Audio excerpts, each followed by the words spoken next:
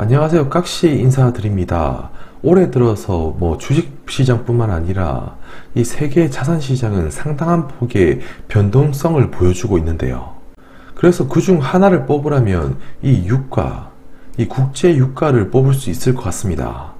연초부터 시작된 미국과 이란의 이런 충돌상, 그리고 구정 전후로 해서는 지금까지 이어지고 있는 이 코로나 바이러스 여파로 인해서 최대 원유 수입국인 중국의 경제가 둔화될 것이라는 우려로 인해서 유가가 올해 들어서 폭락을 했어요.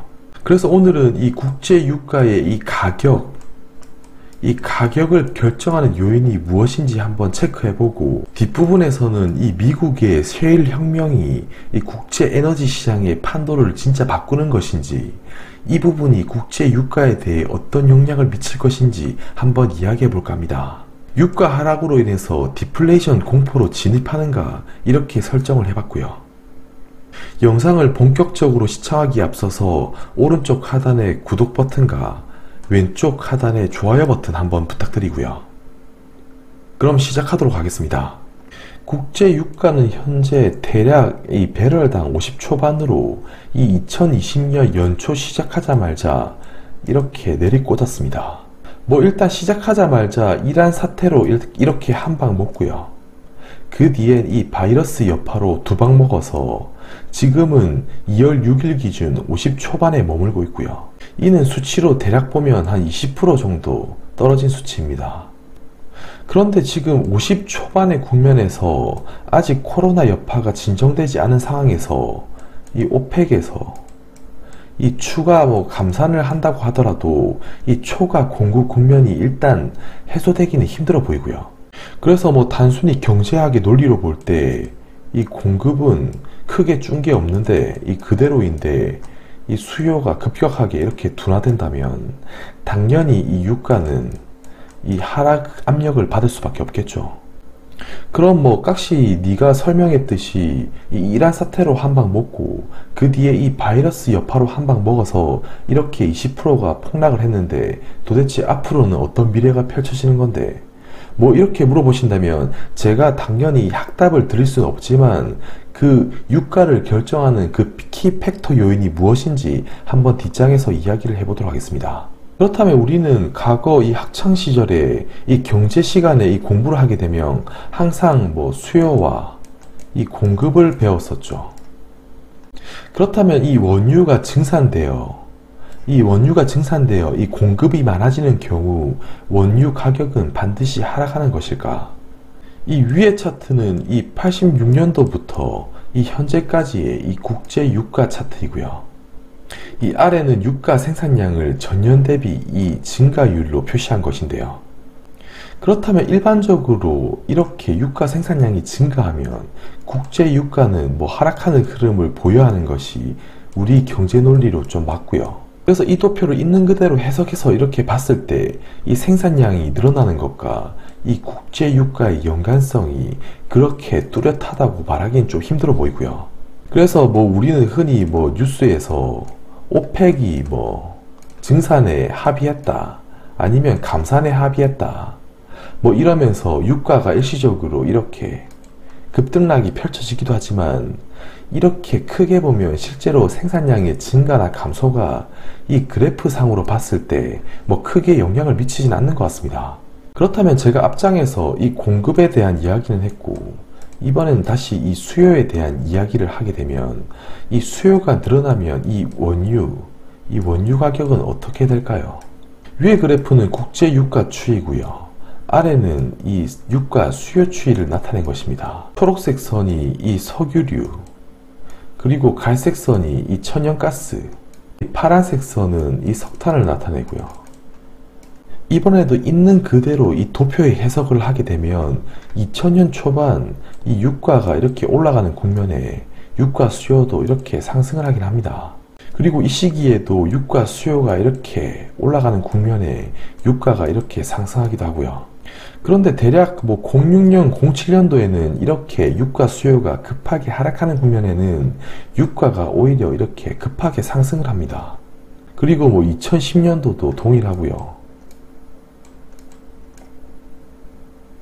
이 종합적으로 보게 되면 단순히 수요가 늘어나는 경우 유가 가격이 상승할 확률은 당연히 높겠지만, 그러나 이런 경우를 보게 되면 이 가격의 절대적이라고 말하기는 좀 힘들어 보이고요. 그럼 우리는 과거에 이 학창시절에 시장의 가격을 결정하는 것은 결국 이 공급과 이 수요의 논리에 의해서 이 가격이 결정된다고 이렇게 배웠는데, 왜 이들의 흐름과 다소 일치하는 흐름을 보이지 않는 것일까요? 그러니까 이 수요가 늘어나고 이 공급이 줄어들면 이 가격은 상승해야 되는데, 왜 항상 이런 흐름이 일치해서 나오진 않았던 것일까요? 그리고 이 시기에 이 수요가 이렇게 둔화되는 흐름을 보였는데 유가는 오히려 상승하는 국면이 아닌 이렇게 폭등을 했던 걸까요? 그렇다면 이번에는 국제 유가와 시세와 세계의 산업 생산 증가율을 한번 비교해 볼까 합니다. 먼저 이 산업 생산 증가율, 이 주기적으로 이렇게 사이클이 등락을 반복하는 경우에 이 산업 생산이 증가율이 이렇게 플러스 국면을 유지하는 국면에는 이런 식으로 유가가 상승을 하고요. 이후 산업 생산이 이렇게 둔화되는 국면에는 유가가 이렇게 가격을 버티지 못하고 급하게 추락을 합니다. 다시금 이 시기 산업 생산의 이런 증가와 함께 유가는 다시 상승을 하고요. 그렇다면 과거 이 시기 이 셰일 혁명으로 인해서 이 유가도 이제 더 이상 회복이 불가능하다, 이 가격은 계속적으로 이렇게 하락할 거다, 이렇게 말하던 소리도 결국 이 시기 산업 생산의 증가와 함께 유가는 결국 어느 정도 회복은 했습니다. 그렇다면 우리는 또 이렇게 생각해 볼 수가 있겠죠. 산업 생산 증가율이 현재 거의 제로 수준에 머물고 있는데 앞으로 이런 식으로 흘러가게 된다면 유가도 이런 식으로 전망해 볼 수 있을 것 같고요. 반대로 산업 생산이 이렇게 더 하락한다면 유가도 장기적으로 이렇게 하락을 멈출 수 없을 것 같습니다. 그렇다면 유가에 가장 큰 영향을 미치는 요인은 무엇일까? 유가의 가격을 결정하는 요인이 상당히 많겠지만 저는 그 중에서 단연 키팩터를 꼽자면 이 달러를 이야기하고 싶고요. 당연히 이 달러 외에도 증산, 감산, 아니면 아까 말한 셰일 혁명, 이런 이유들로 인해서 유가가 이제 둔화될 거야, 이런 의견들이 상당히 많고, 이런 말들도 당연히 어느 정도 영향을 미치고 없다고는 할 수 없겠지만, 저는 이 유가의 가치를 결정하는 가장 이 키는 이 달러라고 생각이 들고요. 결국 이 달러가 이렇게 이 강하던 국면에는 유가가 이 20달러를 이렇게 넘어서지 못하고요. 그런데 이 넘어서지 못하던 국면에서 이 달러의 가치가 이렇게 약달러로 이런 식으로 변모하게 되니까 국제 유가는 이런 식으로 급등을 하게 됩니다. 그 이후 금융위기를 지나 다시금 시작된 이런 달러 약세, 이런 달러 약세는 유가 상승을 다시 부추기고요. 그러다가 이런 달러 약세가 이제 다시금 여기서부터 강달러로 이렇게 변모하니까 유가는 이런 식으로 폭락을 하기 시작합니다. 그리고 이 시기도 동일한 흐름을 보이고 있고요. 그래서 앞으로 달러가 이런 식으로 더 떨어질 거야, 이렇게 생각을 한다면 유가는 이런 식으로 더 상승할 수 있을 것 같고요. 반대로 아니 난 달러가 이렇게 더 상승할 거야, 이렇게 생각한다면 유가는 장기적으로 이렇게 더 떨어질 수 있을 것 같습니다. 제가 이 달러에 대한 이야기는 지난 영상에서 수없이 많이 했기 때문에 그 영상을 좀 참조해 주시면 고맙겠고요. 달러에 대한 이야기는 이 영상에서는 좀 하지 않도록 하겠습니다. 결국 수요와 공급도 가격을 결정하는 데 기여를 하겠지만, 결국 이 달러의 가치가 이 국제 결제 통화로서의 이 달러의 가치가 하락하면 이 오일뿐만 아니라 이 상품 전체의 가격이 상대적으로 이렇게 결정되는 것이고요. 그래서 결국 이 달러의 가치가 생산자 가격을 결정한다고 볼 수가 있습니다. 이 달러가 이렇게 하락하는 국면에 생산자 가격이 이렇게 지속 플러스 국면을 유지하고요. 반면 달러가 이렇게 강해지게 되면 이런 식으로 마이너스 국면을 유지하게 됩니다. 그러니까 이 달러에 대한 이 중요성은 이 몇 번이고 말해도 이 거시경제에 있어서, 그러니까 이 달러에 대한 중요성은 이 몇 번이고 말해도 지나치지 않다고 생각이 들고요. 이 달러의 가치가 하락하여 이 생산자 가격을 상승시키면 이는 당연히 이 기업의 이 생산량을 늘릴 것이고, 그러면 이 영업이익은 올라가고 매출량도 올라갈 수밖에 없다고 생각이 듭니다. 그렇다면 이 가장 중요한 부분 중 한 부분이 될 수 있을 것 같은데, 이 미국의 셰일가스가 이 유가를 이 하향 안정화시킬까?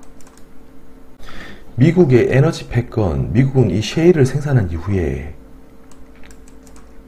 이 원유나 이런 수입량은 줄이고 이 수출량을 이런 식으로 늘리면서 석유 수출국으로 변모했습니다. 미국이 이제 중동에게 큰 소리 칠 수 있는 것도 나름대로 이 에너지 독립을 선언했기 때문인데요. 그러니까 이 오일 생산량을 보더라도 미국은 2010년대 들어서 이렇게 가파르게 증가한 반면 이 러시아와 사우디는 이 미국의 압박 속에서 생산량을 이렇게 늘리지 못합니다. 그리고 2018년에 이미 이 미국은 전 세계 이 최대 원유 생산국이 되었고요. 그 결과 최대 원유 생산 국가가 되면서 이 과거 중동으로부터 가격을 받아들이는 이런 수용자에서 이 미국이 이 가격을 결정하는 이 결정자로 이렇게 변모를 했습니다. 아무튼 이 셰일 혁명으로 인해서 유가는 이제 급등할 수 없다. 이제 하향 안정화될 길만 남았다. 그렇게 볼 수가 있을까요?